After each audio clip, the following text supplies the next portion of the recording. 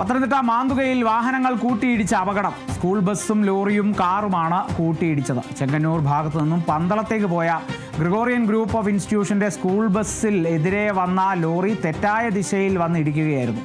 School ബസ്സിൽ കുട്ടികളില്ലാതിരുന്നതിനാൽ അപകടം ഒഴിവായി. ലോറി ഡ്രൈവർ ഉറങ്ങിപ്പോയതാണ് അപകട കാരണമെന്നാണ് നിഗമനം. പിന്നാലെ അപകടത്തിൽപ്പെട്ട ബസ്സിന്റെ പിറകിൽ തൊട്ടുപുറകെ വന്ന കാർ ഇടിച്ചു കയറുകയായിരുന്നു. തുടർന്ന് ഫയർഫോഴ്സ് എത്തി ബസ് പൊളിച്ചാണ് ഡ്രൈവറെ പുറത്തെടുത്തത്. മറ്റു വാഹനങ്ങളിലെ യാത്രക്കാർക്ക് പരിക്കുകളില്ല. പത്തനംതിട്ട മാന്തുകയിലാണ്, പന്തളത്തോടടുത്തുള്ള സ്ഥലമാണ്, പ്രദേശമാണ് മാന്തുക. പന്തളത്തേക്ക് പോകുന്ന ബസ്സായിരുന്നു ഈ സ്കൂൾ ബസ്, അതായത് ഗ്രിഗോറിയൻ ഗ്രൂപ്പ് ഓഫ് ഇൻസ്റ്റിറ്റ്യൂഷൻ്റെ സ്കൂൾ ബസ്സായിരുന്നു. അത് പന്തളത്തേക്ക് പോവുകയായിരുന്നു ചെങ്ങന്നൂർ ഭാഗത്തു നിന്നും. അപ്പോൾ എതിരെ വന്ന ലോറി തെറ്റായ ദിശയിൽ വന്നിടിക്കുകയായിരുന്നു എന്നാണ് മനസ്സിലാകുന്നത്. ഈ സ്കൂൾ ബസ്സിൽ കുട്ടികളില്ലായിരുന്നു, ആ ഒരു സമയമായതുകൊണ്ടാകാം.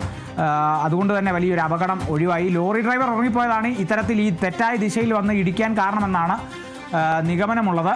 എന്നാൽ അവിടെ തീരുന്നില്ല അപകടം. തൊട്ടുപുറകെ വന്ന കാറ് ബസ്സിൻ്റെ പിറകിൽ വന്നൊരു കാറും കൂടി ഇടിച്ചു. അങ്ങനെയാണ് ഈ 3 വാഹനങ്ങൾ വന്നത്. അതായത് ബസ് പോയിക്കൊണ്ടിരിക്കുന്നു, ആ സ്കൂൾ ബസ് പോയിക്കൊണ്ടിരിക്കുന്ന സമയത്ത് എതിർദിശയിൽ ലോറി വന്ന് നേരെ ഇടിച്ചു. അതിൻ്റെ ആ ആഘാതം ഒന്നിങ്ങനെ നിൽക്കുന്ന സമയത്ത് പെട്ടെന്ന് പുറകെ വന്ന് ഒരു കാറ് വന്ന് അങ്ങ് ഇടിക്കുകയായിരുന്നു. ആ കൂടെ ഞെട്ടിത്തരിച്ച് നിൽക്കുന്ന സമയത്ത് വീണ്ടും ഒരു കാറ് വന്നിടിക്കുന്നു. ആ അപകടം വലിയൊരു അപകടമായി മാറുന്നു.